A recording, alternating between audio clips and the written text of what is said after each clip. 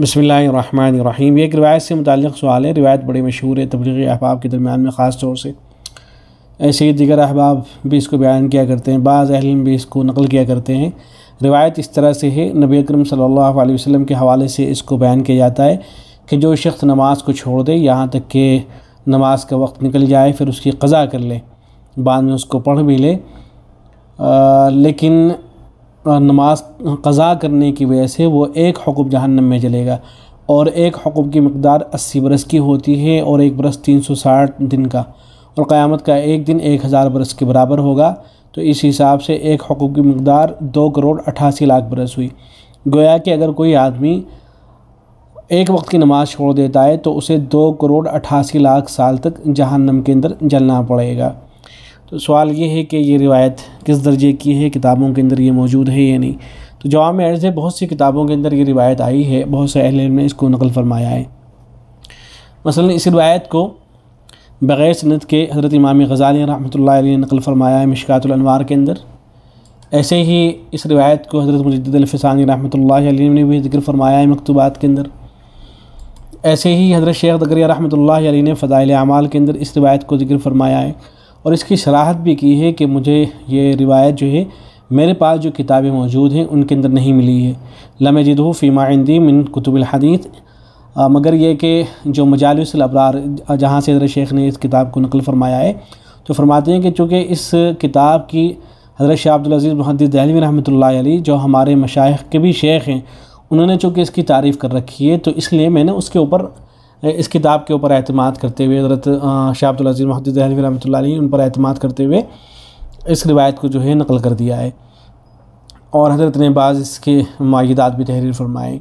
ये जो किताब है मजालिसुल अबरार, बहुत मुमकिन है चूँकि गैर मुक़ल्लिद हज़रात ख़ास तौर से इस रिवायत पर एतमाद किया करते हैं, तो नज़रात के इल्म में भी ये बात होनी चाहिए कि हज़रत शेख ज़करिया रहमतुल्लाह अलैह ने जिस किताब पर एतमाद करते हुए इस रिवायत को नकल फरमाया है मजालिसुल अबरार, तो इसकी तारीफ़ जो बड़े बड़े गैर मुक़ल्लिद उलमा हैं वो इसकी तारीफ़ कर चुके हैं, जैसे शम्सुल हक़ अज़ीम आबादी, नवाब सिद्दीक़ हसन भोपाली, और इनके अलावा और भी बहुत से उलमा हैं जिन्होंने ये जो मजालिसुल अबरार है इसकी तारीफ़ की है। दारुल उलूम देवबंद के जो फतावा हैं इस रिवायत के सिलसिले में 2 फतवे हैं। एक फ़तवे के अंदर ये है कि हदीस की किताब में ये हदीस मौजूद नहीं है, बल्कि मजालिसुल अबरार का हवाला शेख ज़करिया रहमतुल्लाह ने दिया है और ये लिखा है कि इस किताब की शाह अब्दुल अज़ीज़ मुहद्दिस दहलवी रहमतुल्लाह ने बहुत तारीफ़ की है। जब हदीस की किताब में हदीस मौजूद नहीं है तो इसकी सनद भी हम नहीं बता सकते। अलबत्ता उलमाए मुफस्सरीन ने कुछ इस तरह की बातें लिखी हैं कि जिनसे हदीस मज़कूर की तायद होती है। एक फ़तवा ये है, एक फ़तवा और है जिसके अंदर यह है कि काफ़ी तलाश के बावजूद ये रिवायत नहीं, इस हदीस की सनद नहीं मिल सकी है। और हज़रत शेख ज़करिया रहमतुल्लाह ने नकल करने के बाद ये तहरीर फरमाया है कि लम यजिदू फ़ीमा इंदी मिन कुतुबिल हदीस, मेरे पास हदीस की मौजूदा किताबों में मुझे ये हदीस नहीं मिल सकी है।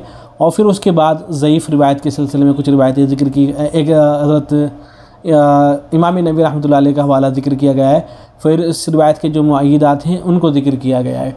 और दारुल उलूम देवबंद के फ़तवे का हासिल ये है कि इस रिवायत को नकल किया जा सकता है, इसको बयान करना सही है। लेकिन जो दारुल इफ्ता बिन्नूरी टाउन का फ़तवा है उसके अंदर ये है कि जो इस रिवायत की तायीद के अंदर इसके जो मुआयदात पेश किए जाते हैं वो भी दर हकीकत इस रिवायत के मुआयदात नहीं बनते हैं, इसलिए कि उन रिवायतों के अंदर जो इसकी तायद में पेश की जाती हैं तो उनके अंदर इस बात का ज़िक्र नहीं है। 2 करोड़ 88 लाख वाली जो बात है उनके अंदर इसका ज़िक्र नहीं है, तो उसके मुआयद नहीं बन सकते हैं। ये दारुल इफ्ता बिन्नूरी टाउन का जो फ़तवा है उसमें इस बात को ज़िक्र किया गया है। और इन हज़रात ने ख़ुलासे के तौर पर इस बात को लिखा है कि ख़ुलासा ये है कि मुअतबद कुतुब हदीस के अंदर ये रिवायत, इस रिवायत की सनद नहीं मिलती है, लिहाजा जब तक कोई मुअतबर सनद न मिले इस रिवायत को नबी अकरम सल्लल्लाहु अलैहि वसल्लम से मंसूब करके बयान करने से एहतराज़ लाजिम है। और यही जो दिगर हज़रात हैं उन्होंने भी तकरीबन यही बात नकल की है कि इस रिवायत की चूँकि सनद नहीं मिलती है तो इसलिए नबी अकरम सल्लल्लाहु अलैहि वसल्लम की तरफ इसका इंतिसाब नहीं करना चाहिए। तो हासिल ये कि इस रिवायत को अगर बयान किया जा रहा है तो जो अहले इल्म ने बातें लिखी हैं इस रिवायत के हवाले से, इसके बारे में ये जो बयान किया गया कि इस रिवायत की सनद नहीं मिलती है, जैसा कि शेख ज़करिया रहमतुल्लाह अलैह ने भी ज़िक्र फरमाया है, तो ये सारी बातों को ज़िक्र करना चाहिए और तभी इस रिवायत को बयान करना चाहिए। बग़ैर इस तफसील के इस रिवायत को जो है बयान नहीं करना चाहिए जब तक कि इसकी सनद नहीं मिल जाती है। अलबत्ता अगर इसकी सनद मिल जाती है किसी मोतबर किताब के हवाले से, फिर इसको जो है बयान करने में कोई हर्ज की बात नहीं होगी। लेकिन उस वक्त तक इस रिवायत को जो है अगर बयान भी किया जा रहा है तो इसी तफसील के साथ इसको बयान करना चाहिए कि मुहक्किकीन उलमा इस रिवायत के बारे में क्या क्या कहते हैं। अस्सलामु अलैकुम व रहमतुल्लाह।